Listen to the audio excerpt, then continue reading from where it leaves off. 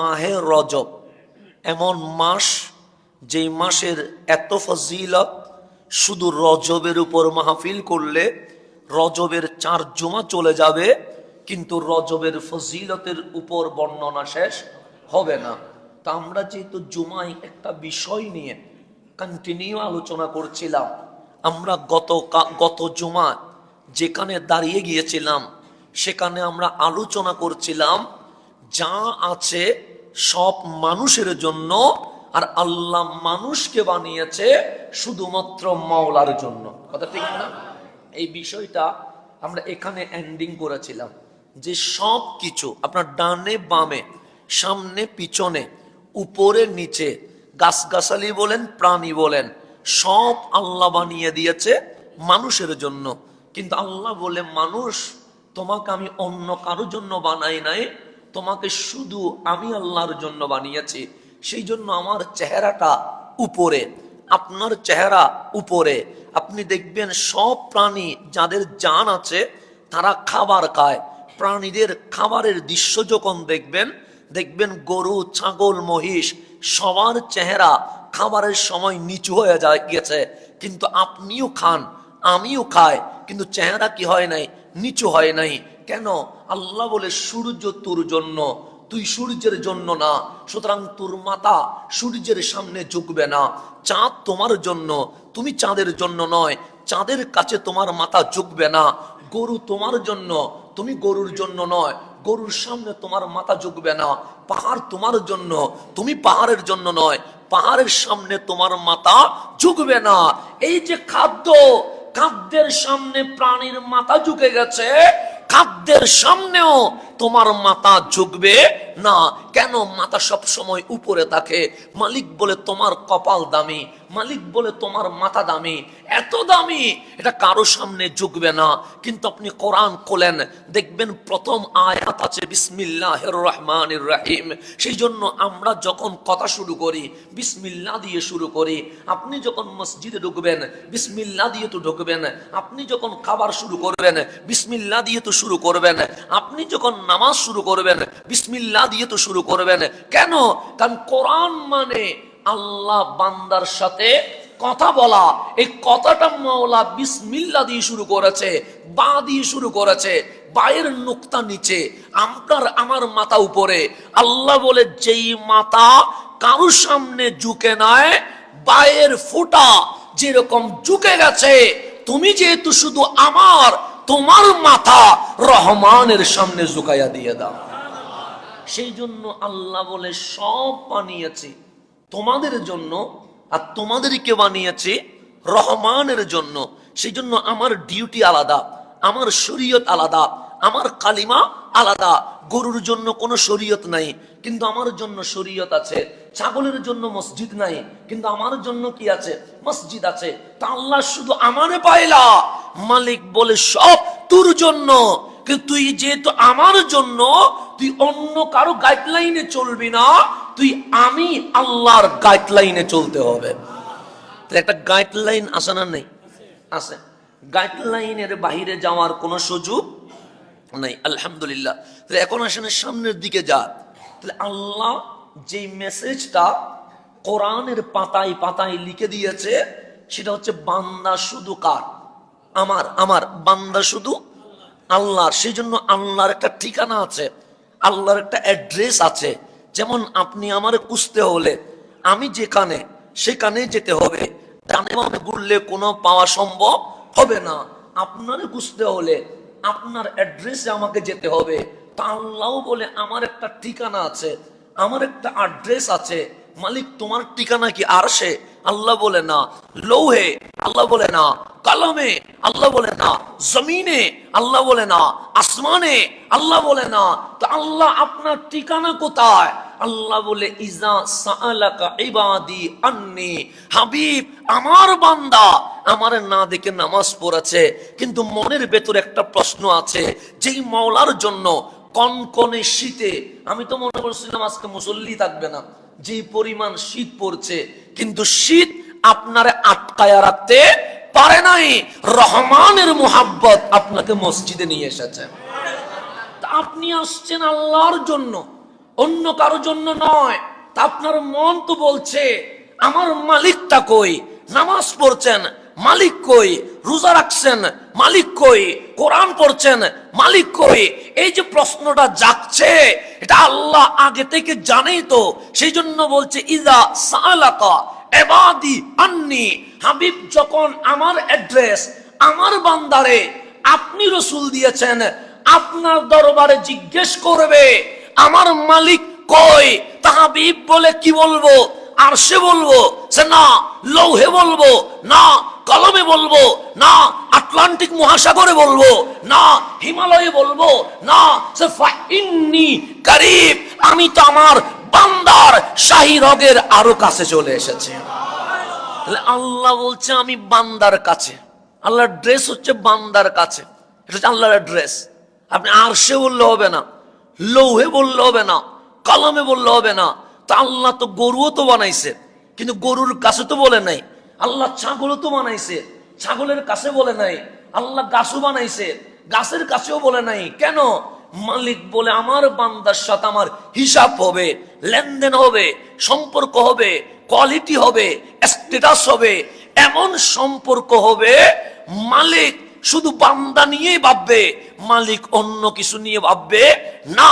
সেই জন্যই মালিকের অ্যাড্রেস মালিক দিচ্ছে, ফাইন্নি করিব, আমি তোমারই কাছে আছি। তাহলে মানুষ হইলে মালিক তার কাছে আছে। শুধু মানুষ হতে হবে না, মুমিন হইতে হবে। ঈমান থাকলে মালিক তার কাছে আছে। তো মালিক কিছু গাইডলাইন দিয়েছে, কারণ দুনিয়া যখন আছে রাস্তাও তো অনেক আছে। কিছু ডানে চলে গেছে, কিছু বামে চলে গেছে, কিছু উত্তরে চলে গেছে, কিছু দক্ষিণে চলে গেছে। তা আপনি যে কোনো রাস্তা দিয়ে হাঁটলে তো শাহজাহানপুর আসতে পারবেন না, আপনি গাউসুল আজম মসজিদে আসতে পারবেন না। আপনার স্বাধীনভাবে হাঁটলে হবে না, আপনাকে আমার এই মসজিদের ম্যাপ মোতাবেক আসতে হবে। ডানে গেলে আপনাকে ডানে আসতে হবে, বামে গেলে রোড আপনাকে বামে আসতে হবে। তো মালিক বলছে দুনিয়ার একটা সফর শুরু হয়েছে, এটা হচ্ছে রুট ম্যাপ, এটা কোন দিকে যাচ্ছে? মালিক বলে দুনিয়ার সফরের রোড জান্নাতের দিকে চলে যাচ্ছে। তো এখন রোডটা জান্নাতে যাবে, জান্নাতের ঠিকানা আপনি চিনেন না। এটা কি গুগল ম্যাপে আছে যে জান্নাত কোন দিকে যাবে? নাই, গুগলেও নাই, ম্যাপেও নাই, আমিও বলতে পারি না, আপনিও বলতে পারেন না। তো এই রুট ম্যাপ দিবে কোথায়? মালিক বলে যেটা গুগল ম্যাপে নাই, সেটা আমার হাবিবের কোরআনের ম্যাপের মধ্যে আছে। হাবিবের কোরআনের ম্যাপের মধ্যে আছে না? নেই, আছে। এই গাইডলাইনটা আপনাকে মেনে নিতে হবে। তো এখন আমি খুবই নিরাশ হয়ে যায়, মাঝে মাঝে নিরাশ হওয়াও ভালো। আমি মাঝে মাঝে আপসেট হয়ে যায়। যদি বলেন কেন?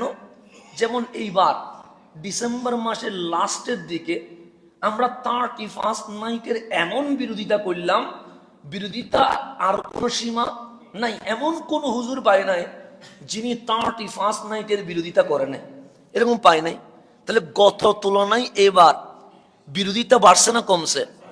বাড়ার কারণে ফলাফল দেখলাম যে গত বছর 5টা ফুটাইছে, সে রাগ করি এবার 10টা ফুটাই ফেলছে। মানে হুজুরে বলল কেন, এটা প্রতিবাদ করছে আর কি। মানে হুজুরের বক্তব্যের কি প্রতিবাদ, যে তুমি বললা কেন? তুমি যখন কম বলছিলা তখন ফুটাইছি কয়টা? 5টা। এইবার যখন তুমি বেশি বলছো, 144 দ্বারা জারি হয়েছে, জারি হওয়ার পরেও 5টা ফুটাবো না, কয়টা ফুটাবো? 10টা। কেন? প্রতিবাদ করছে। মানে হুজুরদের বক্তব্যের প্র্যাকটিক্যাল প্রতিবাদ। একটা হচ্ছে মুখে প্রতিবাদ করা, আর একটা কি হওয়া কাজে প্রতিবাদ করা। তো আমার ভাইয়েরা গত বছরের তুলনায় এই বছর আরেকটু কি করে দিছে, বাড়াই দিছে। তো মাহফিলের কারণে কমার কথা, কিন্তু এখন কি হয়ে গেছে, বাড়ি গেছে। এটা নাকি এখন নিউ জেনারেশন, তাদেরকে হ্যাঁ বললে না করে, না বললে হ্যাঁ করে, এখন এক মুসিবতের মধ্যে ভরে গেছেন। এখন আপনি যে জেনারেশন চিনবেন, এটা তো একটা মুসিবতের মধ্যে আছে। হ্যাঁ বললে না করে, না বললে হ্যাঁ করে, এটা নাকি বর্তমান জেনারেশনের একটা গ্রোথের মধ্যে নাকি সিস্টেমটা আছে। হ্যাঁ বললে ও না করবে, না বললে ও হ্যাঁ করবে।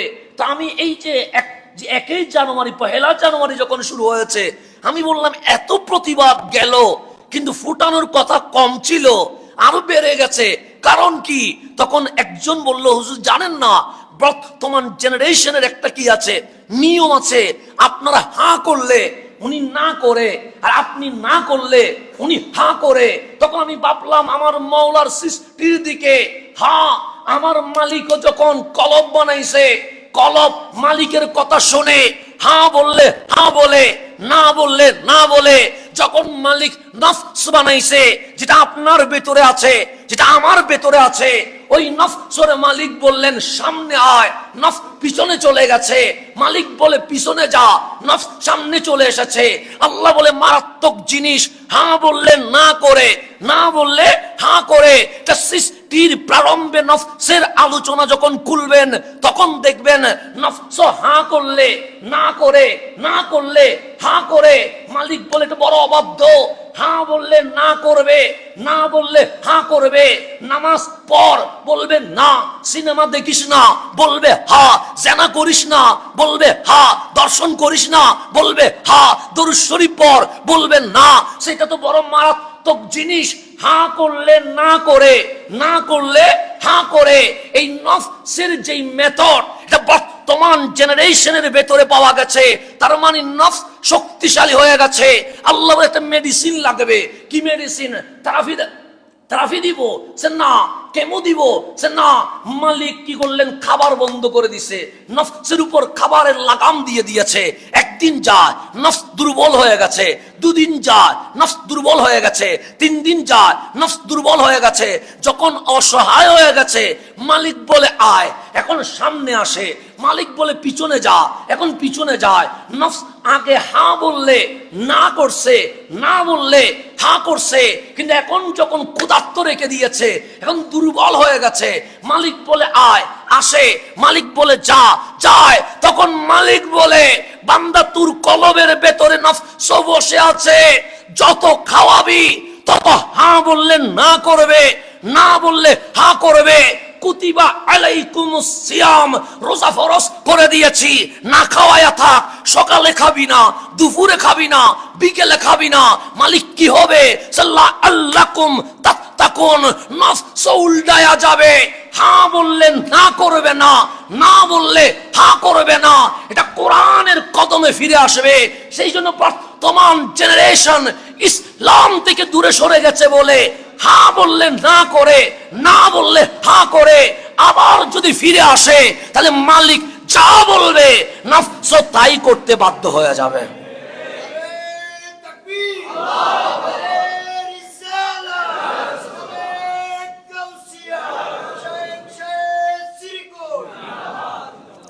এই থিওরিটা আপনার মনে রাখতে হবে, নাহলে নফস এটা বড় গন্ডগোল জিনিস।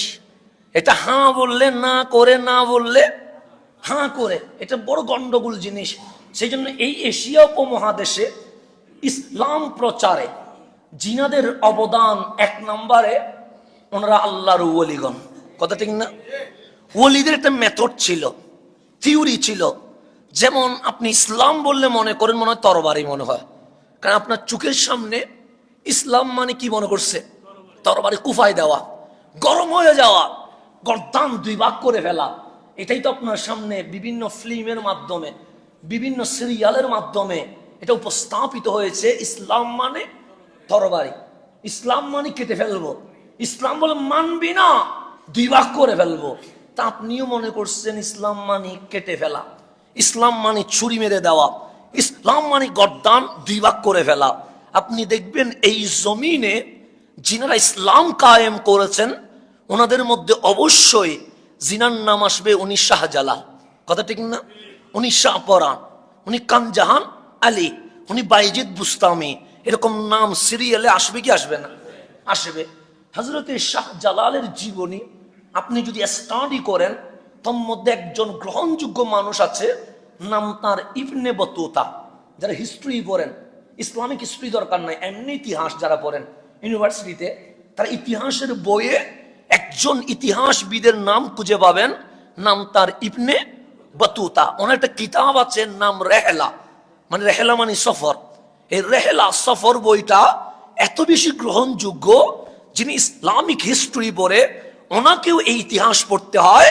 যারা শুধু ইতিহাস পড়ে ওনাদেরকেও এই ইতিহাস পড়তে হয়। ইবনে বতুতা ওই রেহেলার চ্যাপ্টারে একটা জীবনী আনছে, ওই জীবনীতে শাহ জালাল ইয়ামানির জীবনীও লিখেছেন। কেন? উনি বাংলাদেশে এসে হযরতে শাহ জালাল ইয়ামানিকে পেয়েছেন। তো শাহ জালালের জীবনী যখন পড়বেন, আমার লেখা না, আমি তো ওনাকে দেখি নাই, ইবনে বতুতা যিনি দেখছেন, উনি যখন লিখতেছেন, হযরতে শাহ জালালের নামাজের কথা আছে, তাহাজ্জুদের কথা আছে, জিকিরের কথা আছে, রুট করার কথা আছে, হসপিটালের কথা আছে, মানুষের সেবার কথা আছে, সব আছে, কোরআন তেলাওয়াত আছে, দাওয়াতি মিশনের কাজ আছে। কিন্তু উনি শাহ জালালের তরবারির কথা লিখে নেয়। কি লিখে নেয়? তরবারির কথা লিখে নেয়। কিরে, সব লিখলো, তরবারি কই? কারণ আপনার সামনে তো ইসলাম মানে তরবারি, আপনার সামনে ইসলাম মানে গুলি করে দেওয়া, আপনার সামনে ইসলাম মানে গর্দান কেটে দেওয়া। তো এটা ফিল্মে আছে, এটা সিরিয়ালে আছে। ইবনে বতুতা বলছে বাংলার জমিন ইসলাম কায়েম করতে শাহজালাল, ওনার হাতে আমি তরবারি দেখি নাই, ওনার হাতে কোরআন দেখেছি, হৃদয়ে আমার নবীর মোহাব্বত দেখেছে। এটা হচ্ছে আসল তরবারি। এটা হচ্ছে কি? উনি বলছে আমি হাতে কোরআন দেখছি। হাতে কি দেখছি? হৃদয়ে আমার নবীর মোহাব্বত দেখছি। এই দুটার সমন্বয়ে শাহ জালাল যখন বাংলার জমিনে নেমেছে, অটোমেটিক ইসলাম কায়েম হয়ে গেছে। যেমন এটা মাহে রজব চলছে, তা আপনারা যখন যারা শায়ের আছে আর কি, আমার তো গলা নাই, যারা শায়ের আছে ওরা রজব মাস আসলে নাত গায়, মাহে রজব মে খাজা কা মেলা, আজ বিহি হে কাল ভি রহেগা। মানে এই রজবের মধ্যে যার উর্সে পা, উনি খাজায়ে খাজগান, রাজায়ে হিন্দুস্তান, মাইনুদ্দিন চিস্তি আজমেরি সঞ্জিরি, ওনার আলোচনা আজকেও আছে, কালকেও থাকবে, কিয়ামত পর্যন্ত চলতে থাকবে। খাজার কথা এখন আলোচনা আসবে কি আসবে না? আসবে। আমরাও মসজিদে হয়তো আগামী সোমবার পড়বে মনে হয়। আগামী কি বার? আজকে রজবের 2 তারিখ চলমান, মানে মাগরিবে 3 তারিখ হয়ে যাবে। তাহলে সোমবারে খাজা মাইনুদ্দিন চিস্তি আজমেরি সঞ্জিরি সেপা, তো উনি আসলেন তরবারি নিয়ে এসছেন না, উনি আসলেন আমার নবীজির হুকুম নিয়ে। কার হুকুম নিয়ে? রসুলের। আসছেন দিল্লি, দিল্লি থেকে চলে গেছেন কোথায়? আজমিরে। দিল্লিতে 2 জনকে দায়িত্ব দিলেন, একজনের নাম নিজামউদ্দিন আউলিয়া, আরেকজনের নাম, বললেন কাসাম লাও, আমি আজমিরে যাচ্ছি। কেন? কারণ আমি যেই মাটির ঘ্রাণ মদিনা থেকে নিয়ে আসছি, তা দিল্লিতে পাওয়া যাচ্ছে না, তা আজমিরে পাওয়া যাবে। কারণ একটা ঘ্রাণ আছে তো নাকি, সবাই ওই ঘ্রাণ নিয়ে তো আসছে। তো চলে গেছেন উনি আজমিরে, কিন্তু 2 জনকে বসে রাখছেন কোথায়? দিল্লিতে। একজন নিজামউদ্দিন আউলিয়া। তো নিজামউদ্দিন আউলিয়ার দাওয়াতি স্টাইল দেখবেন, কারণ আপনাদের পূর্ববর্তী যারা আকাবের বলছেন, তাদের মেথড আপনাকে জানতে হবে, তাদের থিওরি আপনাকে জানতে হবে, না হলে ইসলামের দাওয়াত আপনি প্রত্যেক মহলে পৌঁছানো সম্ভব হবে না। অনেক সময় আমাদের 2 মিনিটের বক্তব্য শুনে মানুষ বন্ধ করে দেয়, বলছে না ওনার বক্তব্য এটা কি হবে না, মানে যুব সমাজের জন্য, শিক্ষিত সমাজের জন্য এটা কি হবে না, পারফেক্ট নয়, আস্তে করে কি করে দিয়েছে, ক্লোজ করে দিয়েছে। কেন? তার মন মতো হয় না। তাহলে মন মতো না হওয়া, ইসলামের নূর ওখানে আমি কি করতে পারছি না, প্রবেশ করাইতে পারছি না। তো ইসলাম কি উনি পর্যন্ত যাবে না? যাবে তো। ইসলাম কাফা, সবার জন্য। তো উনি বন্ধ করে দিয়েছে কেন? এই কারণে মালিক আমাকে যেভাবে দাওয়াত দিতে বলছে, আমি সেইভাবে দাওয়াত দিতে পারি নাই, এখানে আমার মন মতো ঢুকিয়ে দিয়েছে, যার কারণে সে কি করে দিয়েছে, বন্ধ করে দিয়েছে, যাচ্ছে না। সেই জন্য এক এক মানুষের জন্য চিকিৎসা এক এক রকম হয়। যেমন ক্লাসে যখন পড়াবেন, তখন ক্লাস 10-এর সব ছেলে ক্লাস 10-এর, তাহলে ম্যাথ একটা একরকম পড়াইলে হবে। কিন্তু যখন আমি মসজিদে আসছি, এখানে আমার এক ম্যাথ দিলে হবে না, এখানে সচিবও আছে, এখানে আবার বিসিএস ক্যাডারও আছে, এখানে আবার রিক্সাওয়ালাও আছে। আছে না? নাই আছে। আমাকে এখন ম্যাপ বুঝতে হবে, একজন বিসিএস ক্যাডারকে ওনার মতো করে খাদ্য দিতে হবে, একজন ব্যাঙ্গালিওয়ালাকে উনি যেভাবে বুঝে আমাকে অবশ্যই সেইভাবে বুঝিয়ে দিতে হবে। তাহলে ফারাক আছে না নাই? সেজন্য বক্তব্য দেওয়া কঠিন। ক্লাস একটা লেভেল কামিলে পড়াচ্ছি, সব ছাত্রের মেধা একরকম হয়ে গেছে। আমি আলিমে পড়াচ্ছি, সবাই একরকম হয়ে গেছে। কিন্তু আমি যখন বক্তব্যে গেছি, সবাই একরকম নয়। এখানে ক্যাটাগরি কয়টা আছে? 3টা 4টা আছে। সেজন্য আমার রসুল এক কথা 3বার বলতেন। কয়বার? কারণ আমি যদি এক কথা 3বার বলি, আপনি সংগ্রাম করবেন। আপনি বলবেন এটা কেমন হুজুর, এক কথা কয়বার বলে? 3বার বলে। আপনি রাগ করবেন আমার উপরে। আমি যদি বলি ভালো আছেন, আপনি আলহামদুলিল্লাহ। ভালো আছেন, আপনি আলহামদুলিল্লাহ। আবার বললাম ভালো আছেন, এখন রাগ করে ফেলবেন। একটা কথা কয়বার বলে? তা আমি যদি 3বার বলে আপনি রাগ করবেন।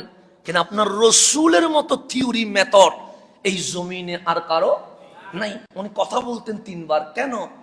প্রথম কথা, যারা সবচেয়ে বেশি জ্ঞানী ওদের মুখস্থ হয়ে গেছে। সেকেন্ড কথা, যারা মধ্যম তাদের বুঝে এসে গেছে। থার্ড কথায়, আমার ছাত্রের মধ্যে যারা দুর্বল তাদেরও মুখস্থ হয়ে গেছে। এটা আমার রসুলের থিওরি ছিল। তা আপনাকে ওইভাবে করে এগাতে হবে। নিজামউদ্দিন আউলিয়া ওনার একটা মেথড ছিলেন, থিওরি ছিলেন। উনি মানুষের কলব বুঝতেন, উনি মানুষ দিকে বুঝতেন ওকে কিভাবে দাওয়াত দিতে হবে। নিজামউদ্দিন আউলিয়া, যিনি খাজায়ে আজমিরের খলিফা, উনি যখন অসুস্থ হয়ে গেছেন, ওনার আর কোনো মেডিসিন নাই। ডাক্তার শেষ সময়ে এসে বলে গড়ে নিয়ে যান, কারণ শেষ সময়ে ভালো মন্দ কিছু খাওয়ায়া কষ্ট দিয়েন না, বিদায় বেলায় যেন কি যায়, আনন্দে চলে যায়। তো দিল্লির ডাক্তাররা বললেন কোনো চিকিৎসা নাই, 2-1 দিনের মধ্যেই চলে যাবে, আপনারা ওনার খেদমত করেন। সবাই মেডিকেল থেকে, হসপিটাল থেকে নিয়ে আসে। নিজামউদ্দিন আউলিয়ার ভক্তরা ভিড় করছে, শহর থেকে গ্রামে চলে গেছে। নিজামউদ্দিন আর বেশি দিন বাঁচবে না। তো শহরের মানুষ একটু কি হয়, চালাক হয়, গ্রামের মানুষ একটু সরল হয়। কথা ঠিক না? পার্থক্য আছে না নাই? আবহাওয়ার কারণে একটা পার্থক্য হয়ে যায়। আমরা যারা শহরের, তারা একটু চালাক বেশি হয়। চালাক মানে এই চালাকের আবার তারিফ করার মতো না, এটা হচ্ছে 2 নাম্বারই চালাক। আর গ্রামের মানুষ যেটা সহজ সরল হয়, এমন পর্যায়ে চলে যায়, এটার কারণে মালিক রাজি হয়ে যায়। চালাকি বেশি হইলে আবার আল্লাহ হিসাব কঠিন করে, সহজ বেশি হইলে আল্লাহ সহজে কি করে দেয়, মাফ করে দেয়। সেই জন্য শহরের মানুষ চালাক হয়, গ্রামের মানুষ কি হয়, সহজ সরল হয়। তো গ্রাম্য মানুষ হুজুরের ভক্ত আসছেন, দেখলেন হুজুর বসতে পারতেছে না, একটু দয়া মায়া তো লাগবে। আমার হুজুর উঠতে পারে না, বসতে পারে না। হুজুরের হাত ধরে বলছেন, হুজুর আমাদের গ্রামে একটা ডাক্তার আছে, উনি রুগী দেখলে রুগী ভালো হয়ে যায়, একটু যাবেন কিনা?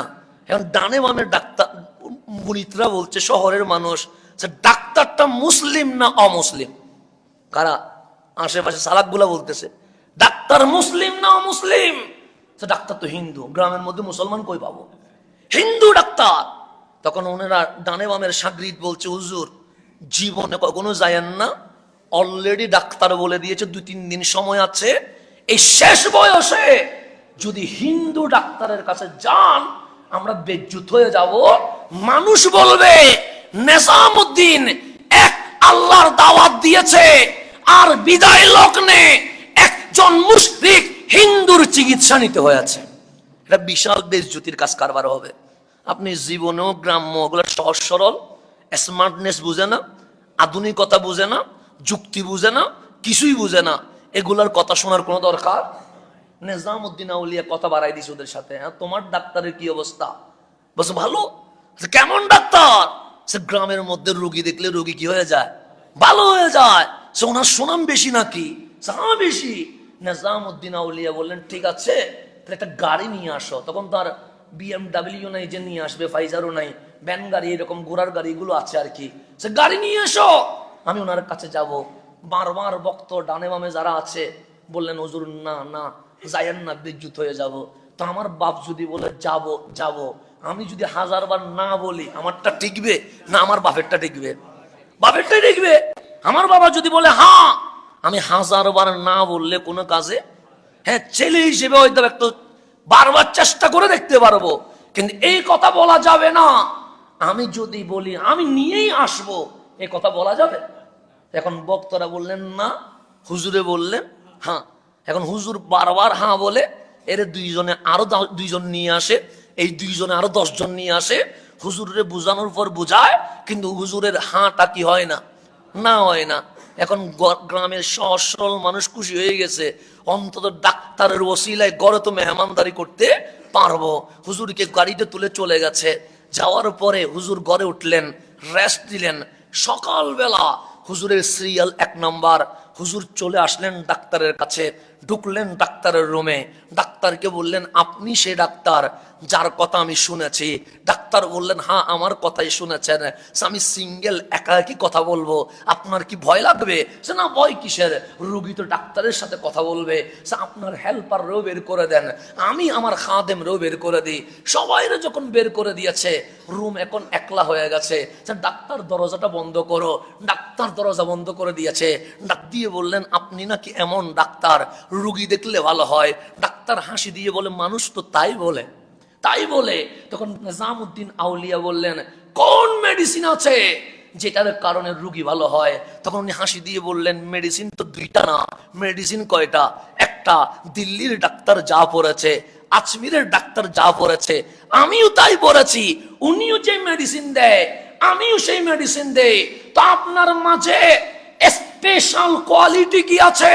তখন ডাক্তার বলছে একটা কোয়ালিটি আছে। সেটা কি? আমার নফস হা করলে আমি না করি, না করলে হা করি। যদি নফস বলে এখন খাবো, আমি বলি খাবো না। নফস যদি বলে এখন ঘুমাবো না, আমি এখন ঘুমাই। নফস যদি বলে সিনেমায় যাব, আমি যাই না। আমি বারবার হা বললে না করি, না বললে হা করি। আজকে পর্যন্ত আমি নফসের কথাই চলি নাই। নফস যদি বলে যাও, আমি যাই না। নফস বলে যাইও না, আমি যাই। এইটা করার কারণে আমার মন বলছে রোগী অটোমেটিক ভালো হয়ে যায়। রোগী অটোমেটিক কি হয়ে যায়? কারণ নফসের কথা শুনলে ঝামেলা, তো এটার কথা শুনলে অনেক ঝামেলা হয়ে যায়। এটাই আমাকে সেই বেশ্যখানায় নিয়ে যাবে, এটা আমাকে মাদকের আসরে বসাবে। আপনি গভীরভাবে দেখবেন, আগের মানুষ কবর দেখলে কান্না করতো, কথা ঠিক না? আগের মানুষ কবর দেখলে কি করে? কান্দে। এখনকার মানুষ দেখবেন কবরস্থানের ওয়ালের ভিতর ঢুকে জুয়া খেলে, আছে না? নাই, আছে। এটা বাস্তবতা বলছি। এখনের মানুষ কবরকে নিয়ে টিকটক করে, কবরকে নিয়ে কি করে, আছে না এরকম? কবরের মধ্যে এত টিকটক কবর নিয়ে হয়েছে, মনে এতগুলো টিকটক আর হয় নাই মনে হয়। কি নিয়ে টিকটক? কবর নিয়ে টিকটক।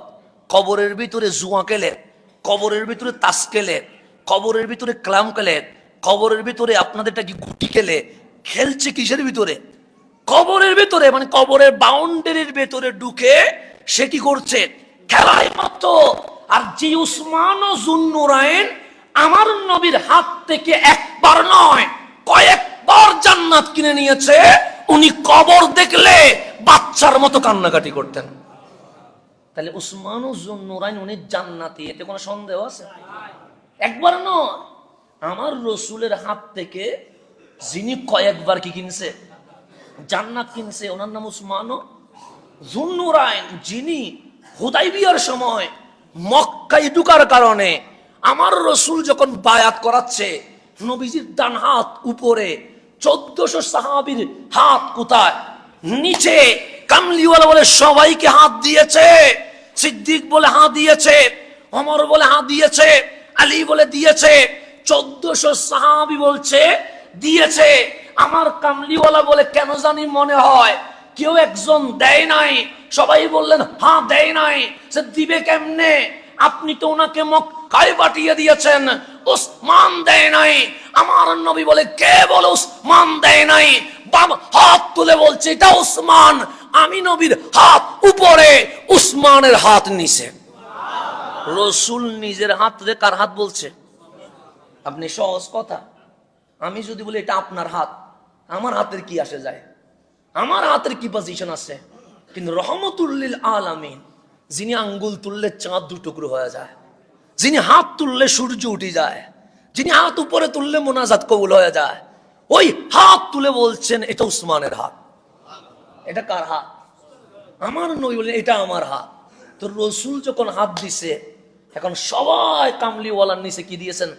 হাত দিয়েছেন। তা আল্লাহ বলছে হাবিব কি হচ্ছে? সে বায়াত হচ্ছে। হাত উপরের টাকা সেটা আমার, নিচের টাকা সেটা উসমানের, এর নিচে কার? 1400 সাহাবীর। তা আল্লাহ বললে এখানে আপনারও হাত আছে, উসমানেরও হাত আছে। ইয়াদুল্লাহি ফাওকা আইদিহিম, যেখানে আপনার উসমানের হাত মিলে গেছে এর উপরে মালিক নিজের হাত দিয়ে দিয়েছে। আল্লাহ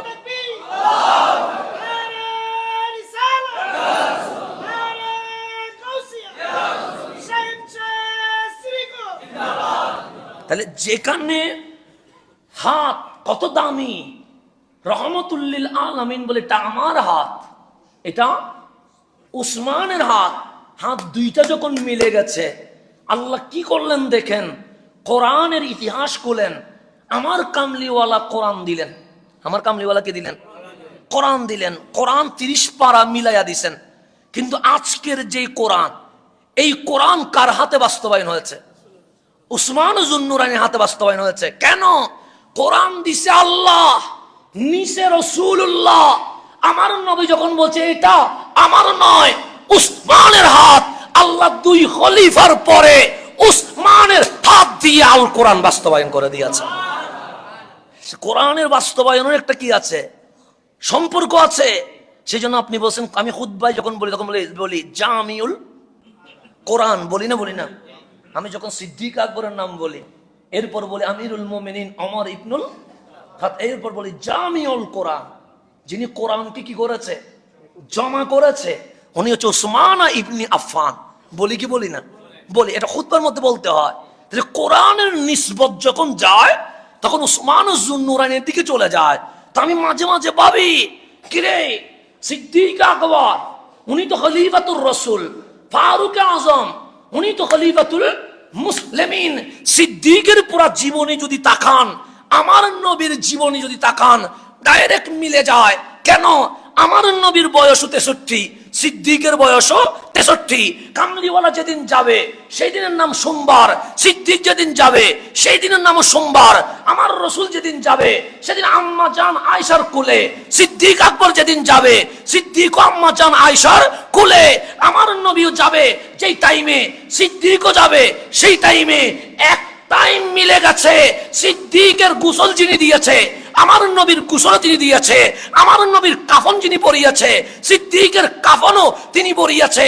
শুধু তাই নয়, সিদ্দিক আকবর ডাক দিয়ে বলছেন, আয়েশা রে, আমার নবীজি যখন ইন্তেকাল করেছে টাইম কটা ছিল? কয়টাই টাইম ছিল? আমার নবী যখন ইন্তেকাল করেছিল কয়দিন আগে অসুস্থ হয়েছে? ঠিক আমার নবী ইন্তেকালের 14 দিন আগে অসুস্থ হয়েছে। সিদ্দিক আকবর ইন্তেকালের 14 দিন আগে অসুস্থ হয়ে গেছে। একই টাইম, টাইমে কোনো কি নাই, বেশ কম নাই।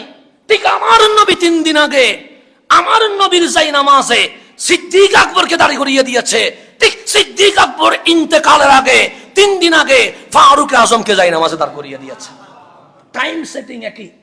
এখানে একদিন আগে বড় হয় নাই, একদিন আগে বড় হয় নাই। পুরাটা আমার রসুলের জীবনী, যার জীবনীর মধ্যে ফুলাকারে পাওয়া যায়। ওনার নাম সিদ্দিকে। অসুস্থ একসাথে 14 দিন আগে। কিন্তু রসুলে পাক ইন্তেকালের 3 দিন আগে বলছেন, মুরু আবু বকর, তোমরা আবু বকরকে কি বানাও? ইমাম বানাও। আমি হুজরায় আছি, হুজরায় চলে গেছেন, আবু বকর কি হয়ে গেছে? ঠিক সিদ্দিক আকবর 3 দিন আগে মুরু ওমর, তোমরা ওমরকে ইমাম বানাও। আমি ঘরে ঢুকে গেলাম। দেখেন একই টাইমে মিল, একই টাইমে। তখন আম্মা জান আয়েশাকে জিজ্ঞেস করছে সেদিন কি বার ছিল এবং টাইমটা কখন ছিল। আম্মা জান আয়েশা বলে, আব্বা জান, মানুষ ইন্তেকালের আগে কিছু নসিহত করে, আপনি রসুল কিবার মারা গিয়েছিল, কি কয়টাই ছিল, কাফন কয়টা ছিল, এগুলো কেন জিজ্ঞেস করছেন? আমি বিদায় বেলায়ও চাই আমার নবীর সাথে যেন আমার জীবনটা মিলে যায়। আমি আমার রসুলের জীবন তো দুনিয়াতে ধারণ করছি, ইন্তেকালটাও যেন কি হয়ে যায়, আমার মিলে যায়, এটাই আমি চাই। তো যিনি অপরূপ আমার কামলিওয়ালা ছায়া ছিলেন, ওনার হাত দিয়ে কোরআন জমা হয়েছে, কিন্তু ইতিহাস জামিউল কোরআন বলে নাই। ফারুক আজমের জামানায় কোরআন 30 পারা ছিল, ইতিহাস জামিউল কোরআন বলে নাই। কিন্তু উসমান যুন নুরাইন আসতে দেরি, ইতিহাস বলছে জামিউল কোরআন। যিনি কোরআনকে জমা করেছে উনি উসমান যুন নুরাইন। আমি ভাবি উনি কেন কোরআন জমা করলেন, উনি কেন কোরআন জমা করলেন, ওনার পিছনে হিকমত কি? তখন আমি দেখলাম কোরআন দিয়েছে আল্লাহ, নিয়েছে রহমতুল্লিল আলামিন। হাত আমার নবীর, আমার নবীর ডান হাত এইভাবে দিয়ে বলছে এটা উসমানের হাত। কোরআন যেন কামলিওয়ালার হাত থেকে ডাইরেক্ট উসমানের হাতে পড়ে গেছে।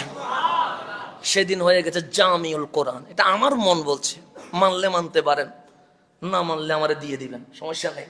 তবে বিরোধিতা করার দরকার নেই, না মানলে দিয়ে দিবেন, আমি নিয়ে ফেলবো। কিন্তু আমার মন বলছে উনি কেন জামিউল কোরআন, উনি কেন কোরআন একত্রিত করার ইতিহাসের পাতায় 1 নম্বরে।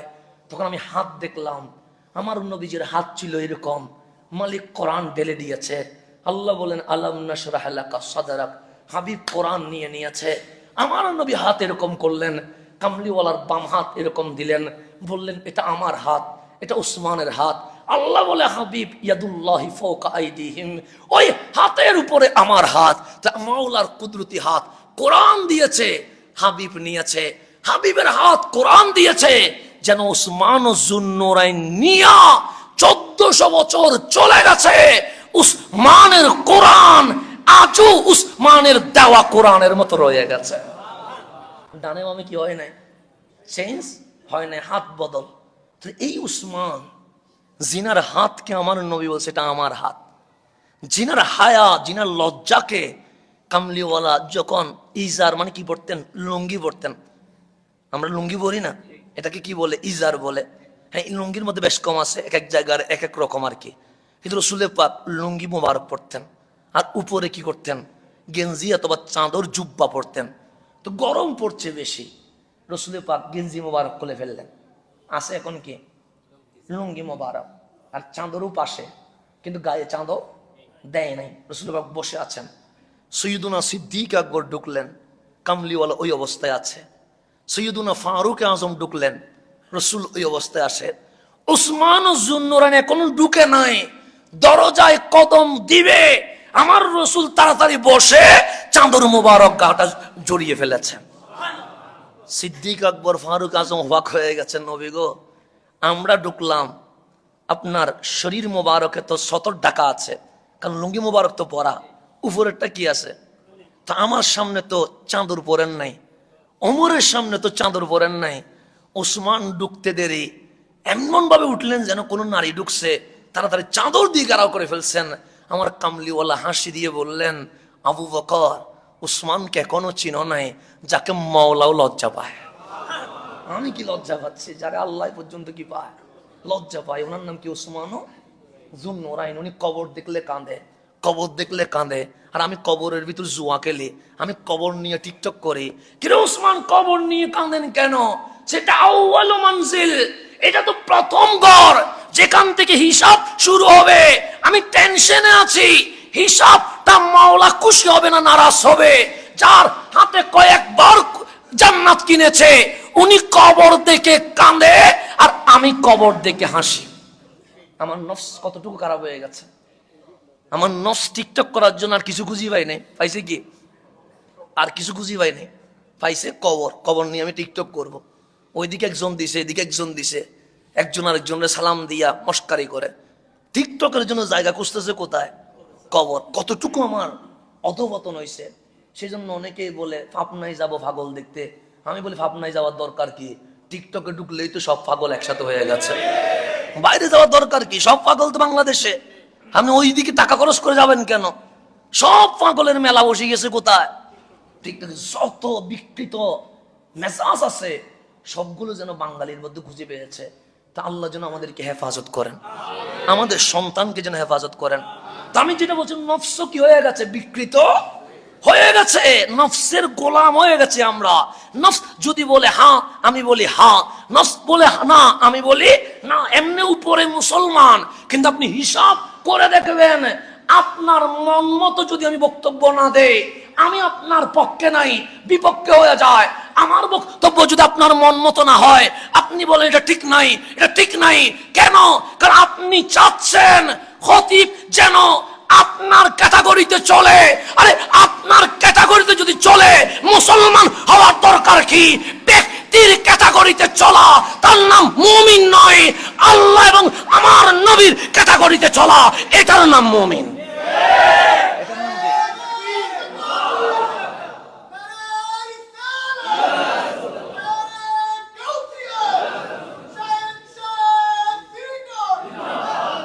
এটার নাম মুমিন। আজকে খতিব পর্যন্ত অসহায় হয়ে যায় কেন? ব্যক্তি চায় তার মন মতো যেন কি হয়, তাকরীর আলোচনা হবে, তার পছন্দের বাইরে কথা বললে এটা আমরা মানব না। দেখেন ইসলাম কোন জায়গায় গিয়ে দাঁড়িয়ে গেছে। তা আপনি চাচ্ছেন খতিব আপনার পছন্দ মতো চলুক, আপনি চাচ্ছেন ইমাম আপনার পছন্দ মতো চলুক, আপনি চাচ্ছেন মুয়াজ্জিন আপনার পছন্দ মতো চলুক, আপনি চাচ্ছেন বক্তা আপনার পছন্দ মতো চলুক। তুমি মিম্বার রসুলেরটা রাখছেন কেন? মিম্বার আপনারটা বসাই দেন। মিম্বার রসুলেরটা রাখছেন কেন? রসুলের মিম্বার তো দরকার নাই। যখন আপনার পছন্দ মতো খতিব চলবে, তখন মিম্বার রসুলেরটা হটায়া দেন, আপনার মিম্বার বসাই দেন। আল্লাহ যেন আমাদেরকে বুঝার তৌফিক নসিব। কোন জায়গায় আমরা গিয়ে পৌঁছে গেছি দেখছেন? কোন জায়গায়, কোন জায়গায় পৌঁছে গেছি, কোন জায়গায় আমরা পৌঁছে গেছি, এটা আমাদের বুঝার দরকার আছে। কতটুকু আমাদের অধপতন হয়েছে এটা আমাদের বুঝার দরকার আছে। কত নিম্ন স্থানে আমরা চলেছি এটা আমাদের বুঝার দরকার আছে। নফসের পূজারি হয়ে গেছে। নফস বলছে এটা কর, আমি এটা করতে হবে। নফস বলছে যা, আমি যাচ্ছি। নফস বলছে না, আমি না করছি। নফসের কথায় চলার জন্য মালিক আমারে বানাই নাই। মালিক বলছে আমি আর আমার হাবিবের কথায় চলার জন্য বানিয়েছি। আমি আমার হাবিবের কথায়। তাহলে কলব বলছে আল্লাহর কথা মানো, কলব বলছে নবীর কথা মানো, আর নফস বলছে ব্যক্তির কথা মানো। এখন কি ব্যক্তির কথা মানবো না কোরআন সুন্নাহর কথা মানবো? কোনটা মানতে হবে? তুই নিজামউদ্দিন আউলিয়া ডাক্তারকে জিজ্ঞেস করছে, ডাক্তার আপনার কোয়ালিটি কি? ডাক্তার বলে নফস হ্যাঁ বললে না করি, না বললে। তো ডাক্তারকে বলতেছেন আমি একটা কথা বলি। ডাক্তার বলেন, বলছে এখানে শর্ত আছে। কি শর্ত? তোমার নফস যদি না বলে তুমি হ্যাঁ করতে হবে, করবানি? বলছে এটা তো আমার নিয়ম, এটা আমার থিওরি, এটা আমার মেথড। না বললে অবশ্যই কি করব? নিজামউদ্দিন আউলিয়া বলছেন বলো লা ইলাহা ইল্লাল্লাহু মুহাম্মাদুর রাসূলুল্লাহ। ডাক্তার বলে বলবো না। বলছে কেন? আমার নফস না বলছে। তুমি তো বললা। তোমার নফস না বললে তুমি কি করো? হ্যাঁ করো। তো আমি তো তোমার কালিমা বললাম লা ইলাহা মুহাম্মাদুর, তো তোমার নফস তো না বলছে, তো তোমার সিস্টেম কি? না বললে হ্যাঁ করা। তো তুমি না যখন বলছে হ্যাঁ করছো না কোন দোষে? ডাক্তার বলে কথা তো ঠিক। তখন কালিমা পরে মুসলমান হয়ে গেছে। বলেন দরজা খোলো, দরজা খুলে দিয়েছে। তাড়াতাড়ি বক্তরা ভেতরে ঢুকে গেছে, কি না কি কাহিনী হয়ে গেল। নিজামউদ্দিন বলে গাড়ি রেডি কর, চলে যাব দিল্লি। অসুস্থতার চিকিৎসা মেডিসিন নিবেন না। নিজামউদ্দিন বলে কে বলেছে আমার চিকিৎসার জন্য আসছি? আমি তো ডাক্তারের চিকিৎসা করতে এসেছিলাম, আমি তো আমার চিকিৎসা করতে আসছিলাম। আমি তো চলে যাব 2 দিন পরে। কিন্তু সে তো মানব সেবা করে। সে কি করে? সে জাহান্নামে যাবে, এটাকে মানতে পারি? আমি দিল্লি থেকে এখানে আসছি আমার চিকিৎসা করতে। আরে না, কে বলেছে আমার চিকিৎসা করতে? আমি ডাক্তারের চিকিৎসা শেষ করেছি। ডাক্তারের মাথায় টুপি উঠে গেছে। কি উঠে গেছে? টুপি উঠে গেছে। নিজামউদ্দিন সালাম দিয়ে বলছে তোমার চিকিৎসা শেষ হয়ে গেছে, আমি চললাম দিল্লিতে। তো ভক্তদেরকে বলছে যে আমি তো আমার চিকিৎসা করতে আসি নাই। তোমরা যে মনে করছিলা দুর্নাম হয়ে যাবে, তোমরা যে মনে করছিলা যে ইসলামের বদনামি হয়ে যাবে, নিজামউদ্দিন হিন্দু ডাক্তারের কাছে যাচ্ছে। আরে নিজামউদ্দিন কি জানে না ইসলামের কলঙ্কিত হলে নিজামউদ্দিন সইতে পারবে না? নিজামউদ্দিন জানে তো, কিন্তু এরপরও নিজামউদ্দিন যাচ্ছে কেন? নিজামউদ্দিনের চিকিৎসা করার জন্য না। নিজামউদ্দিনের বেঁচে থাকার তো কোনো খায়েশও নাই। কেন? নিজামুদ্দিন চাচ্ছে রহমানের দিদারের অপেক্ষায়, আর তুমি বলো নিজামুদ্দিন বাঁচার জন্য যাচ্ছে। আরে না, নিজামুদ্দিন নিজের চিকিৎসা নয়, নিজামুদ্দিন ডাক্তারের চিকিৎসা করতে গেছে। দেখেন এইভাবে করে এগায় গেছে আউলিয়া কারাম, যার চিকিৎসা যেভাবে দেওয়া দরকার আউলিয়া কারাম সেভাবে দিয়েছেন। এই নফসের বিপরীত যখন যাবেন তখন আপনি নিজেই কি হয়ে যাবেন, আপনি নিজেই হেদায়েত পেয়ে যাবেন। সেই জন্যই আপনি দেখবেন স্রোতের বিপরীতে যাওয়া বড় কঠিন, এটার মতো বড় কঠিন আর কিছু নাই। কিন্তু আল্লামা ইকবাল বলছে একটা পথভ্রষ্ট জাতিকে হেদায়েত দেওয়া এর চেয়ে আরো বড় কঠিন। আপনি যখন স্রোতের বিপরীতে যাবেন যেতে পারবেন, চেষ্টা করে যান, কিন্তু একটা অযোগ্য একটা পথভ্রষ্ট উম্মাকে যখন আপনি এগাতে যাবেন তখন আপনার জন্য বড় কঠিন হয়ে যাবে। কঠিন, এর চেয়ে বড় কঠিন আর হইতে পারে না। সেই জন্যই তো হুসাইন কারবালায় গিয়েছিলেন এক পথভ্রষ্ট জাতিকে হেদায়েত দিতে। হুসাইন কারবালা থেকে মদিনায় ফিরতে পারে নাই, গদ্দামটা পর্যন্ত কারবালায় রেখে দিতে হয়েছে। সেই জন্য একটা পথভ্রষ্ট জাতিকে আপনি যখন হেদায়েতের জন্য নামবেন তখন জুলুম ছাড়া আপনি আর কিছু পাবেন না, মাসলুম হওয়া ছাড়া আপনার আর কোনো উপায় নাই। তো সেই জন্যই আল্লাহ বলছেন, বান্দা তুমি আমার জন্য, তুমি আমার জন্য, তুমি আমার জন্য। তো মালিক আমি যখন তোমার জন্য কি করতে হবে, সে নফসকে কন্ট্রোল করতে হবে। এটা হ্যাঁ বললে না করবি, না বললে হ্যাঁ করবি। মালিক কেমনে কি করা যায়? যেমন আপনার মন বলছে আমি আর্জেন্টিনার খেলা দেখবো, এরপর মুসলমান থাকবো, আমি ব্রাজিলের খেলা দেখবো, এরপর মুসলমান থাকবো, আমি 31st নাইটে বোমা ফোটাবো, এরপর মুসলমান থাকবো, আমি সিনেমা দেখবো, এরপর মুসলমান থাকবো, আমি মদ খাবো, এরপর কি থাকবো, মুসলমান থাকবো। আল্লাহ বলে তোর জোর করে কে মুসলমান বানাইছে? তো জোর করে তো কেউ মুসলমান বানাই নাই।